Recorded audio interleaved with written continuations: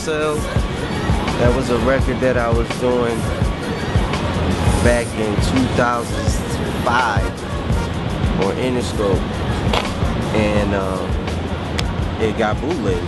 Ironically enough, you know, it was supposed to go on sale, but it came out for free, you know. But it was a record that I was doing, and I was putting it together almost like I put together Airtight's Revenge, but I think Airtight's Revenge is a little more conceptually sound. But yeah, it's a record I was doing with Interscope and Moyo Music, but it got bootlegged. It didn't really work out, and it turned into a catch-22 because it started touring and stuff.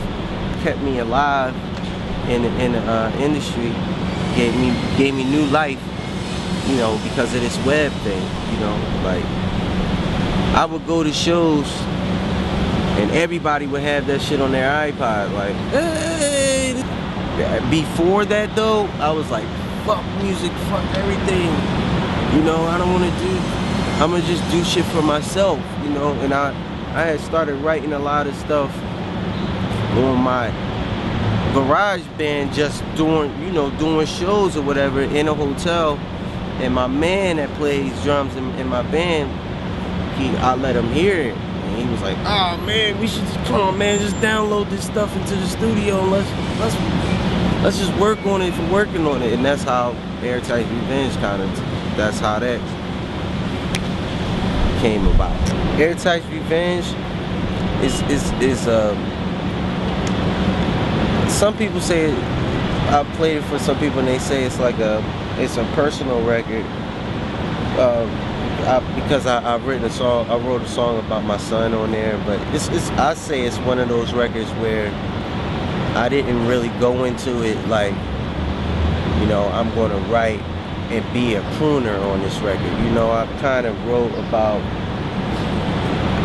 a lot of different things, you know. That was the good thing about this album, and it not being on a major type of situation. I could kind of get into other concepts and other things that I've always wanted to do without having to like own up to somebody saying, oh, this is not gonna make us no fucking money, nigga. You know what I mean? So that song, it wasn't even really supposed to like come out. It was like a song that Nas had in his studio, and I used to go down to Virginia all the time and play and like do little stuff like sing a sample over, you know what I mean? And he would give me tracks or whatever, and I just put that down how I was feeling. And at that time, that's the way I was going through a lot of contractual stuff. I was really just speaking like that, like, you know, it'd be cool when all this shit is over and I can like kind of do my thing. Like sometimes I kind of like try to write about shit that didn't happen yet. You know what I mean? I see myself as a witch doctor of sorts. On the new record, I worked with Shafiq from Sarah. I worked with Knots. I worked with 88 Keys. And other than that, it's kind of been like my camp. Like, it wasn't on purpose to make it a record, so I would do a lot of this stuff just in my computer. So it's kind of, it's not a lot of producers, you know. A lot of it came just from me, you know. I be trying to write movies, you know, so I think about my stuff like a movie or something that would catch the ear. Like Love for Sale, that sounded like a movie to me, and it's after a Dexter Gordon tune. Dexter Gordon is a saxophonist. It's a jazz tune called Love for Sale. So, you know, at one point in that record, I was like, I'm selling myself short. And I didn't sell it at all.